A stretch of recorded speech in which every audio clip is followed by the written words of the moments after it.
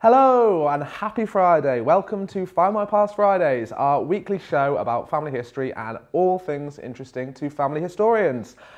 As usual, I'm your host, Alex Cox. Hello, hello, hello. And, you know, many of our regular viewers will know the drill by now. I'm joined off camera by the lovely Max Anderson, who doesn't have a microphone. He's on mute this week, so you'll have to make do without his lovely voice. But he is here. He is keeping a close eye on all the comments, the tips, the questions, the shout-outs, anything you're sending in. So get involved and join the conversation, because that's why we're here, to talk to you lovely people. So I've just been told that our good friends at the National Archives and Who Do You Think You Are magazine have shared these videos. Thank you very much, guys.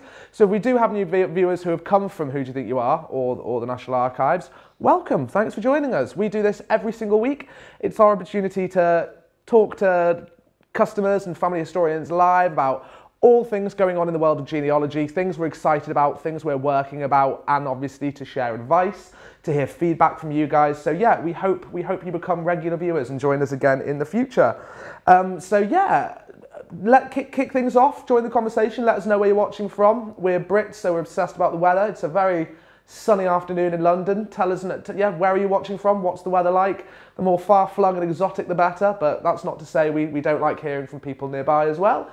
Say hello, get involved, and yeah, so what are we discussing this week? Well, drum roll please, this week is our very, very special military photo special. Very special military photo special, yes. So we've been teasing at this for weeks, we've been promising it for weeks, so massive thanks for waiting patiently, and a big thanks for everybody who took the time to send military photos in. So in a few minutes, I will be joined by a very special guest, our very own in-house military expert, Mr. Paul Nixon, who will be picking apart all the photos you've kindly sent in to basically find out what clues and what additional facts they can tell us about your ancestors' career and service. Paul is very knowledgeable. He'll be identifying all kinds of things that the untrained eye just wouldn't spot. So yeah, it should be very exciting. We envisage this being a bit like an Antiques Roadshow kind of experience, where instead of bringing us your antiques, you're bringing us your photos, and hopefully we will be able to tell you something new. So yes, but before we bring Paul on, before we get stuck into that, a few little bits of housekeeping first. So first up, announcing the winner of last week's question of the week, which was what epitaph. We did a burial special, a cemetery special last week, and we asked, if you could have anything on your gravestone, what would you like your epitaph to be? And the winner is Kerry Amy Bennett. Thank you, Kerry, who left a really lovely one, actually, who said she'd like on her tombstone, we enter this world with nothing, and we leave with nothing but love. Everything else is just borrowed. Isn't that lovely? Food for thought. So congratulations, Kerry. You've won a 1-month pro sub. Send us a direct message or just speak up in the comments, and we'll sort that all out for you, and we'll get you set up. So we have another prize up for grabs this week, a very exciting prize, a prize that we've been trying to give away for some time now. So regular viewers will remember that we, a few weeks back, the prize we gave away was a 12-month sub to the fantastic Who Do You Think You Are magazine. Thanks again for sharing, Who Do You Think You Are? Yeah, it's a great prize, it's a great magazine packed with all sorts, from deep dives into various record collections to all kinds of tips, updates on the latest news in the world of genealogy. It really is a great prize. And yeah, it's up for grabs again because our previous winner never claimed their prize. So yeah, that's what's on offer this week, and it is a great one. And we're being rather shameless this week. So to win this, you don't actually have to answer a question. All you have to do is respond to this video. Give us a like, give us a love, or even better, give us a share. That's all you need to do. Do all three. Do all three, actually. Yeah, sorry, Max has just reminded me. Do all three. Like the video or love it, comment, share it with your friends, and you will be in with the chance to win that wonderful 12-month sub to Who Do You Think You Are magazine. Also, don't forget to tune in, get this in your diaries, on Friday the 1st of June. We've got another very special episode where we will be recording a piece. It won't be live, but we'll be recording a video at the National Archives at Kew with our good chum Audrey Collins, where we'll be putting some questions you've sent in to her. Audrey knows everything about genealogy, so keep those questions coming in. And if you haven't sent a question in yet, the way you get them to us is by emailing them to asktheexpert@findmypast.com. I'm sure Max will repeat that in the comments just so you've got it clear. But yeah, that's the one you don't want to miss. It's going to be very interesting. Get your questions in. Also, as it's Friday, we've released new records, as we do each and every Friday, but we've got so much to talk about this week with all these lovely photos, we won't really be touching on records. If you are interested though, and you do want to know more, check out the latest records section of our blog, which Max will also post a link to in the comments. Yeah, so, last but not least, before I start, obviously, Saturday is a big, important day in the UK. I'm sure people all over the world, not just in the British Isles, will be tuning in to watch the nation's favourite redhead walk his glamorous American fiancée down the aisle. That's right. Tomorrow is Prince Harry and Meghan Markle's wedding. If there's one thing we do well in this country, it's pomp and ceremony. So I'll certainly be watching. Have any of you got any plans to celebrate the event? How are you marking the occasion? Let us know in the comments. But yeah, we think this is, well, for a variety of reasons, we think this might just be one of the most interesting royal weddings in the history of royal weddings. And to celebrate that fact, we've created an infographic highlighting 15 things you probably don't know about the history of royal weddings through the ages. I think we'll try and post a link to it in the comments. If not, find it on our Facebook page, and we would love you forever if you let us know what you think. Give it a like. Even better, share it with your friends and ours. But no, do check it out. It's very interesting, a bit of fun, and yeah, nice way to mark the occasion by learning more about the history of royal weddings. So that's enough from me waffling on. It's now time for the bit you've all been waiting for. Paul will be taking over from me, and he'll be taking a deep dive into the photos you've been sending in. So I think Paul's picked a selection of around 8 to look through, so we'll be going through those in detail, and depending on how we do for time, we will also try and answer a few questions and maybe even look at a few photos live. So if you haven't sent a photo in yet, feel free to pop one in the comments, and hopefully, time allowing, we will have a look live at the end. So anyway, that's enough from me. Coming up, Paul, thank you very much. I'm going to dash off for now and I'll be joining you again in a bit, but take it away. Thank you. Hello everyone. Well, what a treat I had looking through all the photos. So thank you very much indeed for sending everything in. I had access to the email box last week and was staggered to see how many emails there were. So I've answered everyone, I hope. Everyone who sent a mail in, I've sent a response. And as a result of those mails that you sent in, I've picked out some of the photos. I haven't picked out everything because it would have taken until next week to go through them. But there's a representative selection here. So we'll start with the first one. Is the first one up on the screen, Max? Yep. Fantastic. Okay, so this chap, this is very typical of photos of the late Victorian era and early 20th century. I guess it was originally on what's called a cabinet card. It's either a cabinet card or a carte de visite. Carte de visite is a little bit bigger than a business card. Cabinet card is in between a sort of postcard and A5 size, and it's on a thick card, nicely printed. You have in this case the photographer's details at the bottom. The soldier in the foreground is in the studio. He's posing on a prop, and I've put a couple of arrows in there to indicate the key things we're looking at here. So the first thing to say is the photos from Robert Hunt. So Robert, thank you very much indeed for sending this in. You can see on his collar, he's wearing 2 collar badges of the Lamb and Flag. That's the Royal West Surrey Regiment, the Queen's Royal West Surrey Regiment. So that identifies his regiment straight away. If you move further down to his lower left sleeve, you can see, starting from the bottom up, that chevron is a good conduct chevron on the lower left sleeve, and that indicates that he's been in the army for at least 2 years, because you've got those good conduct chevrons and an extra penny a day for good behaviour. So if you had come back drunk, then you'd have a mark in the defaulter's book or the conduct sheet, and that would count against you. But this chap has obviously had 2 years good service, and so he wears that good conduct chevron. If he had 2 chevrons on the sleeve, he's done 6 years. So this chap's done between 2 and 6 years. And bearing in mind that he's in India, the soldier would train in the UK at the regimental depot. So he enlists, he goes to the regimental depot, trains there for 3 months, then goes to the home battalion, finishes his training for maybe up to 18 months. And then after that, he goes to India. So by the time he gets to India, he's probably done close to 2 years already. So the man is overseas in India. The crossed rifles above his chevron indicate marksman's qualification. So he's attained a proficient level in marksmanship. And then there's an S above that in a laurel wreath, which possibly indicates a sniper. If anybody knows categorically that that's the case, let me know. I looked for reference, I couldn't find it, but I'm guessing that's possibly what it is. But if you know differently, let me know. The photograph was taken in either Sialkot or Peshawar in India on the northwest frontier. And looking back at records, I can see that the 1st Battalion Queens was stationed in Peshawar and Sherat between 1902 and 1904. So that pretty much dates where that photo, or when that photo would have been taken. So it's a lovely photo, nice and clear, and thank you again, Robert, for sending that one in.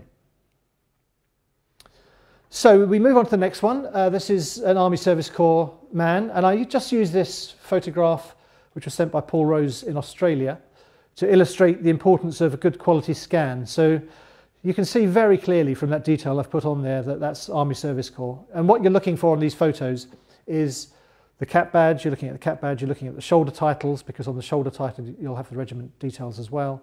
You're looking at buttons, if you can get detail of the button as well. And in order to do that from these photos, excuse me, particularly on the cabinet cards, you need to look in very, very closely and to scan to a very high resolution the photograph, so that you can actually work out what's there. I will take a drink, thank you very much.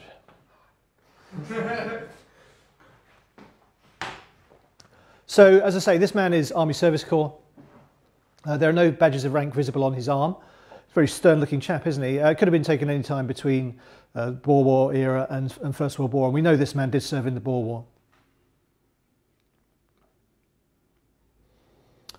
Here's a great photo. Again, illustrates the point about scanning to a high resolution, because this is a poor quality photo. I mean, look, it's an old photo, so you're not going to necessarily get great quality on these photos. But if you can, as I say, scan in high resolution, then you'll pick up more detail. But this man, which was submitted by Doreen Pemberton, he's a private, and he wears the uniform pattern from the period of 1881 to 1902.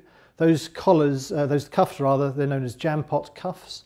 That's a red jacket he's wearing, and it's white cuffs. So he's not serving with a royal regiment, because the royal regiments would have had blue cuffs and blue collars.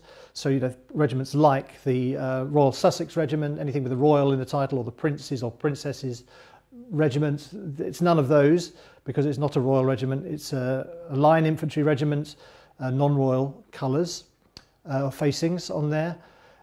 His hairstyle is possibly 1890s, those lovely pasted on curls at the front there, fantastic moustache as well, very typical of the era. The 2 chevrons on his lower left sleeve, as I said earlier, that indicates at least 6 years service, and the crossed rifles again indicate a marksman's qualification for him. He's wearing a standard 7-button tunic seen on dress in the UK, meaning this photo was probably taken in a UK studio, not necessarily, could have been wearing that tunic and it could have been taken overseas, but it's more likely to be in the UK, because the tunic in India would have been 5 buttons. And a better quality scan there might pick out the man's collar badges and help identify the regiment. Moving on to the next one. So this photo is of 2 different light infantrymen, and the one on the left sent in by Sandy Dillon in South Africa, and the one on the right supplied by Anne Sayer. So thank you both to Sandy and Anne for those photos. And I just use this photo to illustrate the bugle horn. That's seen on many cap badges, and I've just pulled out a shot of that below. So that indicates light infantry. So you'll see Durham light infantry. If you zoomed in on that man's photo, on that image, you would see that there's the DLI cap badge, and the other man on the right is the Somerset light infantry, Prince Albert's own. So if you look at that cap badge, you will see the PA on that badge, which is Prince Albert's own Somerset Light Infantry. So the man on the left is wearing a uniform pattern from 1902 onwards, and the man on the right is obviously in khaki, First World War era.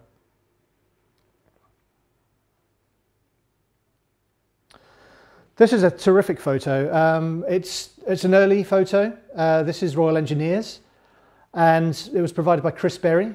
This was taken in Alexandria in Egypt. It says so.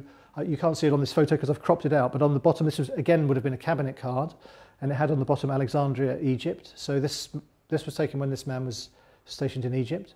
He wears the badges of rank on his lower right sleeve of a quartermaster sergeant, and he's in the Royal Engineers. And I wasn't sure whether it was Royal Engineers or Royal Artillery, but you can generally tell that it's one of those 2 corps if you look at the men's trousers, because the trousers have a red stripe, and the infantry had a stripe as well for that matter, but the stripe on the trousers of the engineers and the Royal Artillery was thicker, was wider than the stripe on the infantry's trousers. So it's these little details, you know, that tell you the difference between what the corps could be. And I zoomed in on that photo and I could see it's a thick stripe. Furthermore, the hat that he's wearing is very much artillery or engineers. And I've picked out some detail from a website which I'll refer to again later on. It's called Uniformology, and it's at uniformology.com. It's a great website, and they have put on there lots of detail, lots of reference about the caps, the hats. And these two caps, you can see the similarity between the Royal Artillery and the Royal Engineers. And if you zoomed in, you would see that the pattern on that gold lace band across the front, above the brim, is different on the Royal Artillery from the one on the Royal Engineers. You wouldn't necessarily pick that out on the photo that Chris Berry has sent in, but that is the case. It's a different pattern. So what else can we see about that man's photo? Well, he's got a campaign medal. Can't work out which campaign that is. Could be Egypt's campaign. Not really sure. But he's in smart uniform. He's at the top of his game, this man. He's reached a very senior non-commissioned officer's rank and probably nearing the end of his career in the British Army. Lovely photo, so thank you again for that one. Just to show that we show no bias here in this country, this is from our friends in Australia, Australian Imperial Force. This is provided by Julie Roberts, so this is a First World War man. And I wanted to show you a couple of things on here which are worth pointing out. So it shows a photo of an infantryman from the AIF, Australian Imperial Force, and dates to 1916 onwards. The reason you can date it to 1916 onwards is that he's wearing wound stripes on his left forearm. So that's the two stripes there that I've picked out in the detail in the top right.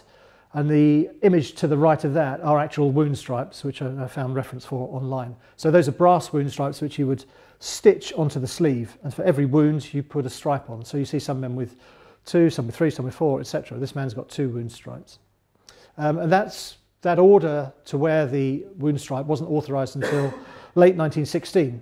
And so that's why you can date the photo to that particular point in time. Also visible on that man's high right arm, towards the shoulder, just below the shoulder, is a unit insignia. And because it's black and white, you can't really tell what the colours are there. The top colour is darker than the bottom colour, but it does identify him certainly as 2nd Division AIF and one of 6 possible battalions between the 17th and the 27th AIF, who all wore those diamond-shaped markings, cloth patches on their shoulders, different colours, and depending on the colour, you could then identify the battalion. So a lot of potential there. And of course, you know, with Australia, you can always find those men's service records in the Australian National Record Office. They're all there, they all survive. So, you know, if Julie knows the name of this person, for instance, as I'm sure she does, then she should go to the Australian War Memorial website, key in his details, and his record will be there. Probably multiple pages of his service record. But again, a great photo. This photo is from Graham Holmes. It's a group photo, obviously. It's a well-loved photo by the looks of it. Lots of creases on there. I like this because it's got the Salvation Army in the middle, and it's obviously, I would think, I'm saying obviously, I'm guessing, it's a Salvation Army hut, probably somewhere like Boulogne, one of the ports, a recreational place for men to go. Looking at the men and looking at the badges, I wonder whether the majority there are Royal Defence Corps. They look mostly older men, so quite possibly Royal Defence Corps. Can't be sure about that, but can definitely be certain about the 2 Salvation Army in the middle there. It's just a great photo, very atmospheric, very much of its time. And it provides me with a useful link into the next photo, which is my last photo, I think, which is again Salvation Army. This is a family photo. This wasn't sent in, but this is one of my photos. So, and I use it as illustrative of a way that some of you out there may be able to find additional information about your ancestors. So the photo on the left is of the Iliff brothers and sisters, or brother and 3 sisters. So this is Alfred Iliff, who's the man, who's an officer with the Bedfordshire Regiment. His sisters surround him. You have Queenie on the left as you look at it, and Frida and Elsie sitting next along from Queenie. So these 3 Iliff people were, how are they related to me? So their mother was my great-grandmother's sister. So they're not directly related to me, but there is a connection. And I published this photo on one of my blogs years ago. It was a blog where I was asking for information about his medals, I think, Alf Eilif's medals. He won the Military Cross, and I was just appealing for information about him. And I've had 2 responses from people in the last 12 months who've been searching for Eilif or been searching for Bedfordshire Regiment captain, and they've come across my blog and have contacted me. And as a result of those people contacting me, I've had photos sent to me. So the first one was another photo of Alf Eilif, which somebody had bought on eBay, which I might have mentioned here before, actually. So somebody bought the photograph on eBay. He was clearly Bedfordshire Regiment. They then Googled Bedfordshire Regiment and came to my blog. And he looked at the photo and thought, that's a familiar face. Looks like the same man. It was the same man. It's Alf Eilif. So I then bought the photo from him. The other photo on the right, which I'm showing here, was sent to me very recently, and it shows Queenie Eilif, who's the girl sitting on the left, as I said. She's the one. Look at those hats. I mean, would you wear those hats, honestly? How impractical are those hats? They're enormous. I mean, certainly keep the rain off. But she's the one on the left, and the man standing next to her is her husband, who's Walter Rendell. And then that's Walter's sister and his brother, who are also in that photo. But this, again, somebody was looking online for Queenie and for Walter and for Rendell, putting those keywords, and they came to my post about the Eilif family. So I just use this as a point of illustrating that, you know, it can be very difficult finding information on photos, and you may not always get all the information you want.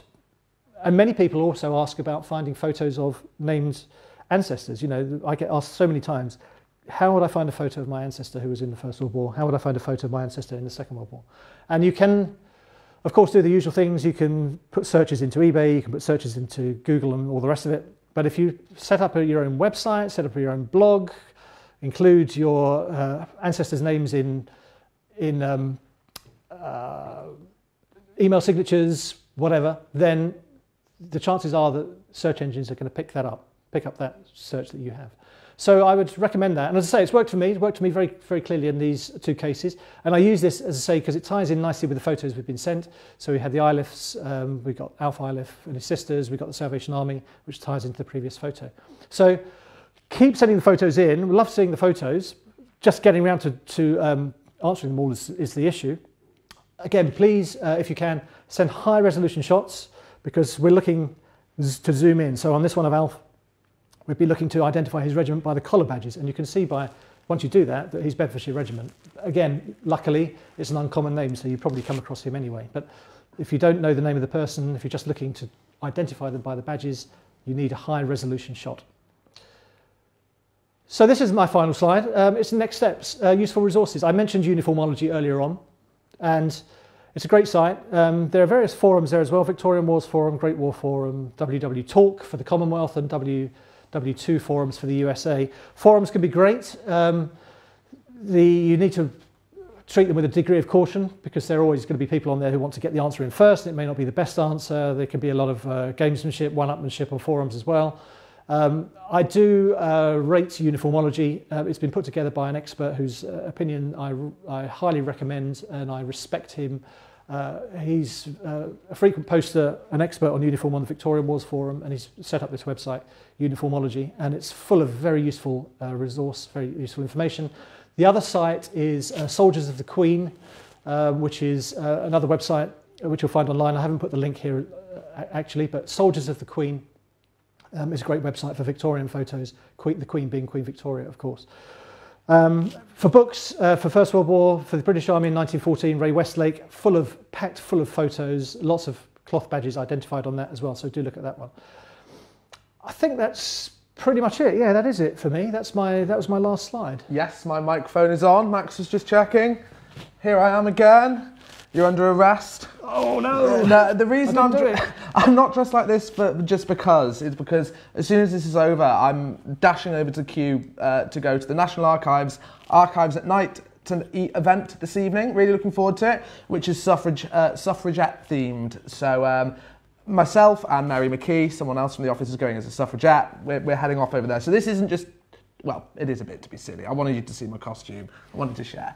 But anyway, yeah. So if you've never been to any of the TNA Archives at Night events before, you're in the area and you can, I'd recommend it because they're great fun and they're very interesting. But anyway, not as interesting as that. Thank you so much, Paul. You're welcome. Brilliant. I definitely think we're going to have to do another one of these in the future because, as Paul said, we had so many great photos sent in. We just didn't have time to go through them all. And obviously, it's just lovely to look through them. Yeah, definitely something we'll repeat again. But we've had quite a few questions sent through. I've picked a few. We don't have time to go through all of them, but I just want to say a few hellos to people who took the time to say hello to us. So hello to Sharon Bedard in sunny Cowes, Isle of Wight. Hello to Anne Shelton from Idaho, USA. Wow, hello. Thank you for joining us. To Michael Watson, it said it's getting very cold, 18 degrees, positively freezing. Sylvia Valentine as well, hello from West Yorkshire. Hello, Sylvia. Sylvia's one of our regular viewers and tunes in every week. We're very grateful for it, and we're very glad to see you this week, Sylvia. And also to Kim Mason as well, another one of our regular viewers. But yes, question time. I'm going to put you on the spot here. Oh dear, go on, go for it. We've had a few, and I've kind of picked them at random. So the first is from William Shaw, who is another regular viewer, but is working today, so is unable to watch us live. So he got this in early because he didn't want to miss out. So William has said, how do I get full... I think we'll be able to answer this one.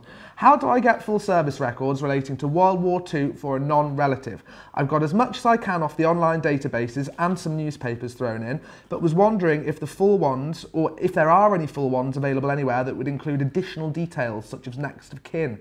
If there are, can non-relatives easily get hold of them? World War II, all World War II inquiries to the MOD. So Google Veterans UK and you'll get to the MOD website, and then it's a section for service records. If the man died in the Second World War, if he's been dead for more than 25 years, it's easier than if he's still living. If he's still living, great, because we want our World War II veterans to carry on living as long as possible. We definitely do. But you would need next of kin consent for that. Otherwise, follow the instructions on the website. It's very easy. I'm getting more and more inquiries for World War II, actually, as we end these anniversary years for First World War, Second World War coming up. So yeah, look at that website. It gives you very clear instructions. There are two forms you need to fill in. One is specific inquiry about the person you're looking for. The other one is details about yourself, and you need to send those in with a cheque for £30. And then they're currently taking between a month to process the payment and 2 months to get the information to you. Oh, that's not too bad, actually. I mean, so you've got a bit of a wait, but it's not terrible. And am I right in thinking that pretty much everything in terms of service records that survives is pretty much online for the First World War? It is. Of course, we think around 60% of service records don't survive because they were bombed in the Second World War. So yeah, we're missing a good chunk of First World War records, but it's all online. What's there is online. So there isn't this kind of magical online offline resource that could fix. Apart from the guards, you know, we're publishing Scots Guards. We will be publishing Scots Guards, but you have the other guards. So you've got in order, Grenadiers, Coldstream, Scots we've done, Welsh Guards, Guards Machine Gun Corps. All those records are still with the Guards at Wellington Barracks. Okay. So if your ancestor was in the Guards, then try the barracks. And again, you Google it, find the details. It's a Wellington Barracks address. Again, about £30, I think, for an inquiry. And that leads very nicely actually, into our next question, which is from Rocco Gibraltar. It's a great, I don't know if that's your real name or an online, but whatever, that's a fantastic name. So Rocco has asked, my granddad was a cleaner on an army base. I've tried other sites and not got anywhere. Do you have records of cleaners, specifically the Scotch Guards? Not cleaners, no. If he was a cleaner, would he be an enlisted man? He'd be a civil. He'd be on the civil list, wouldn't he? He wouldn't be in the army. So no. The answer is no, I'm afraid. Really? So did they even keep records of that kind of thing? I'm not sure. Well, it'd be an employment record, I guess, wouldn't it, for the Scots Guards? If he was in the army and was, as a Scots Guardsman and was helping out in doing those duties as a guardsman, then he should have a record with the Scots Guards shortly to be on Findmypast. But otherwise, no. Yeah, you find him on census returns, presumably. Yeah, with his occupation, it probably would have found listed as cleaner. Depending on when we're looking at, of course. You know, if we're talking recently, then no, you won't find it. But anything up to 1911, you'll find it, and possibly 1939 register, of course. Oh yeah, actually. So I reckon census records and 39 register will be your best bet, Rocco. So I hope that helps. Next, we've got one from Tim Lyons, who says, 2 of my great-grandfathers were in the First World War. My great-grandfather, Reginald Briers, was in the 5th South Staffordshire Regiment. He went from a private to captain and won the Military Cross. Oh, wow. Tim actually isn't asking a question. I just wanted to share that because I thought that was pretty cool. Fantastic. I imagine there'd be quite a lot on him in the newspapers if he won the Military Cross. Maybe not a lot, but I mean, he should get a mention. There were plenty of military crosses awarded, but fantastic to have got that. But he should have a record at National Archives. Okay. Should have or the Gazette, would that also be worth looking in as well? London Gazette would mention his commission, would mention his the award of the MC. Might be a citation in there as well in the London Gazette. But he may have a record in W0339 or W0374 at National Archives as well.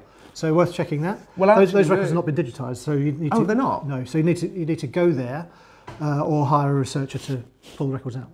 Okay. Well, we're actually.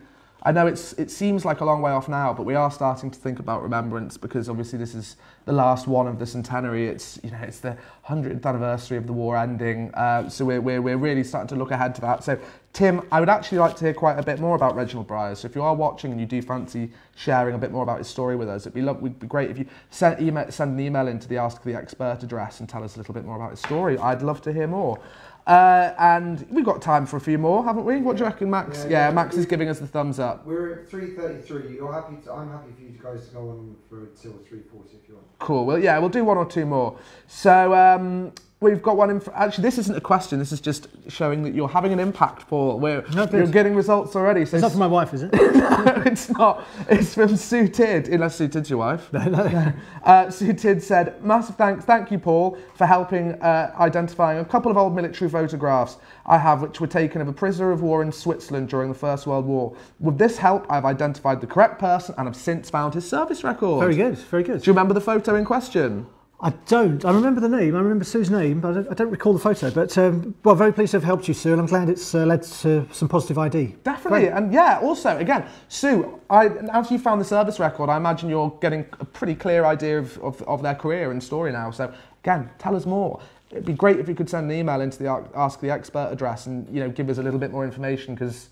Yeah, we're very glad that's helped and I'd love to know more about his story. So we've got another one from Anita Moore and this is a photo-specific question, so it should be up your street. So Anita said, I'm looking for a photo of my husband's granddad. His family has never seen a photo of him. His name was James John Jollens. That's a good name, isn't it? Yeah, fantastic. James John Jollens, RAF reservists, leading aircraftman, and he died. So this is Second World War. He died on the 12th of December 1944 following an accident in the workplace. She's found his RAF service records and she searched the British newspaper archive and the newspapers on FMP, and there are articles related to the incident, but no photos.